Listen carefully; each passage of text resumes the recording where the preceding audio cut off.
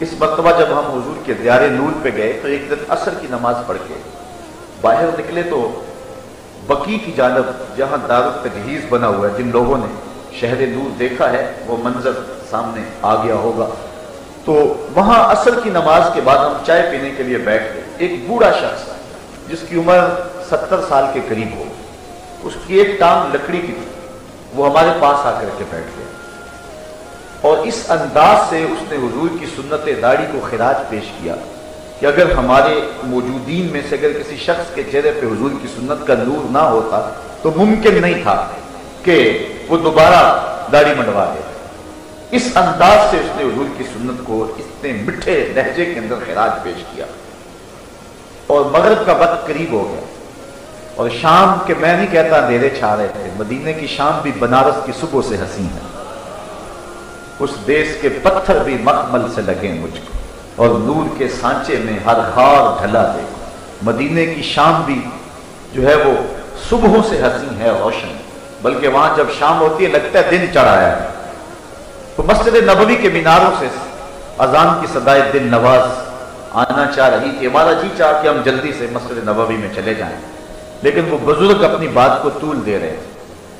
ہم نے ان سے جان چھڑانے کی پوزیشن میں ان کو سلام کیا اور کہا کہ اللہ آپ کو لمبی زندگی دے، ہم جا رہے ہیں، اللہ حافظ، السلام علیکم۔ جب یہ لفظ کہہ کر کے میں واپس پلٹا تو ان کے چہرے پہ میں نے دیکھا غصہ ہے، اور میں نے جب غور سے دیکھا تو ان کی آنکھوں میں آنسو تھے۔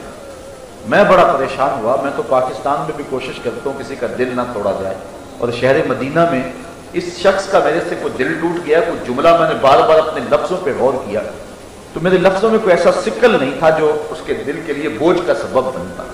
تو خیر میرے قدم رک گئے۔ میں نے کہا کہ بزرگوں میں نے کیا بری بات کہی ہے؟ میں نے یہی کہا نا اللہ آپ کو لمبی زندگی دے، اور آپ ناراض ہو گئے۔ تو وہ بزرگ رو پڑے، کہنے لگے 46 سال ہو گئے مجھے مدینے میں موت کا انتظار کرتے، اور تم اب بھی مجھے زندگی کی دعائیں دے رہے ہو۔ میں تو چاہتا ہوں کہ مجھے شہر کے اندر موت آ جائے۔ تو وہ شہر جس میں مرنا بھی آبرو ہے، علامہ اقبال کے شہر میں آیا ہوں، چلو اس حوالے سے مجھے اقبال کا ایک قصہ یاد آ گیا۔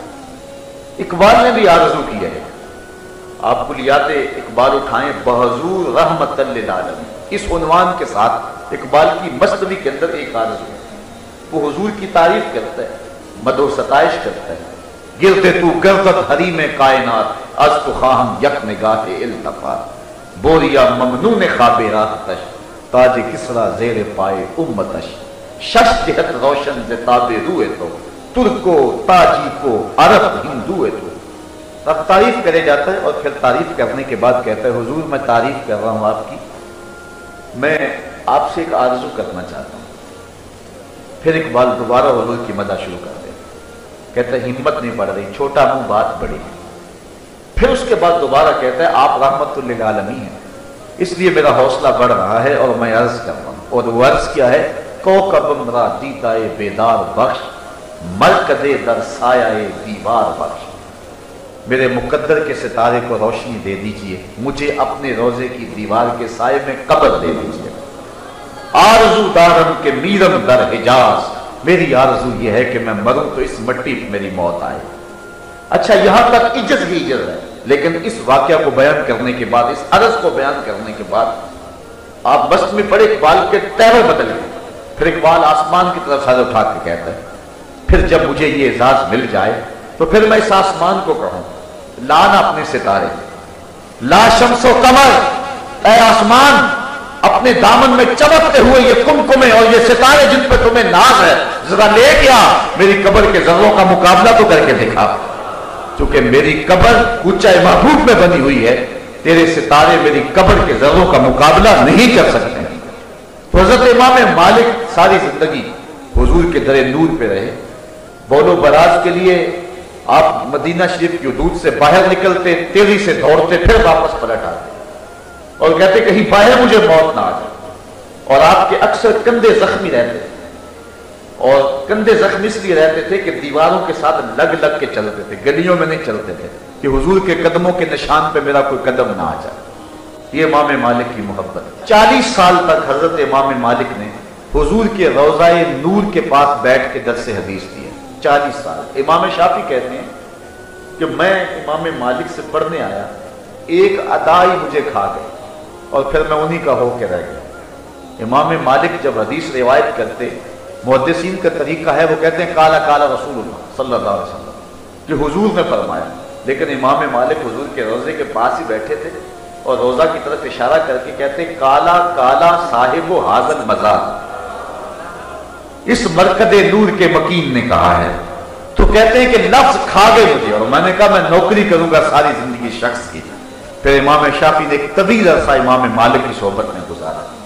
امام مالک نے 40 سال تک حضور کے روضہ نور کے پاس بیٹھ کے درس حدیث دیا، اور 40 سال میں ایک بار بھی ایسا نہیں ہوا کہ کتاب کے ورق کے پلٹنے کی آواز بھی پیدا ہونے دی۔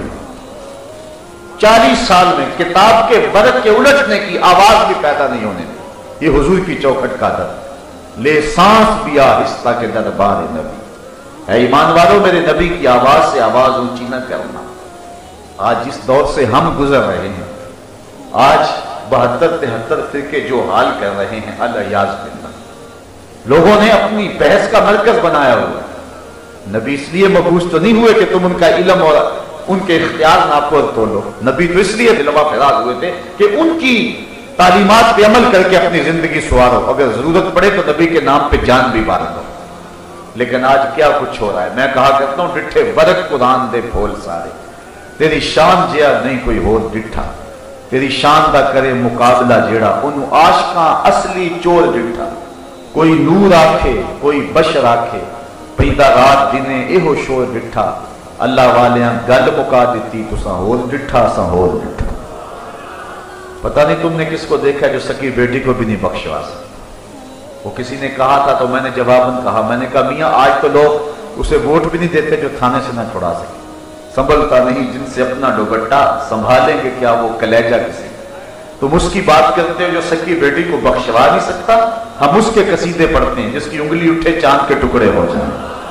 تم اس کی بات کرتے ہو جس کے چاہنے سے کچھ نہیں ہوتا، ہم اس کے قصیدے پڑھتے ہیں کہ جو چاہ لے تو خدا قبلے بدل دے۔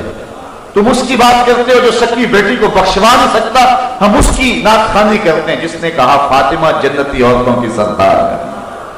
ہم تو اس نبی کے قصیدے پڑھتے ہیں، می بریا کستوریاں نا جدو یار نچوڑیاں زلفاں۔ آپ کا ذوق سلامت ہے کہ می بریا کستوریاں نا۔ اب ہمارا حق ہے کہ ہم حضور کے قصیدے پڑھیں۔ مغرب نے سمجھا تھا شاید ان کے جذبات ٹھنڈے ہو جائیں گے، لیکن اقبال کہتا ہے مسلمان کو مسلمان کر دیا طوفان مغرب نے۔ مسلمان کے اندر ایک جذبہ پیدا ہوا ہے، پوری امت کے اندر ایک حرارت پیدا ہوا ہے۔ بدقسمتی یہ ہے کہ ہمارا لیڈر کوئی نہیں ہے۔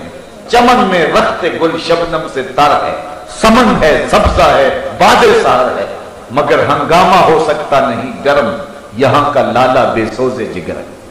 56-57 اسلامی ملکوں کے حکمران بے غیرت ہو گئے ہوئے، اس وجہ سے جو ہے وہ انقلاب نہیں آ رہا، ورنہ لوگوں کے اندر ایک جذبہ ہے، اور میں نے جگہ جگہ دیکھا ہے لوگوں کے سینے میں ایک طوفان ہے، ایک جذبہ لیے ہوئے لوگ گھوم رہے ہیں اور مرنے کے لیے تیار ہیں۔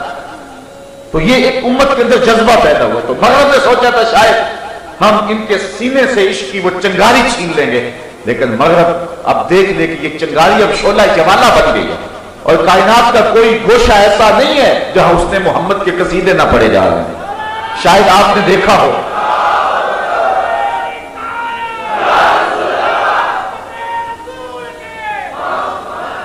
تو ہمارے اوپر لازم ہے کہ اب حضور کی قصیدہ خوانی پوری قوت اور پورے باغپن کے ساتھ کریں۔ تو بات کر رہا تھا می بریا کستوریاں جدوں یار نچوڑیاں زلفاں تے قبلہ عہدے بنیا سائم جدے یار نے موڑیاں زلفاں۔ ہم تو اس نبی کے چاہنے والے۔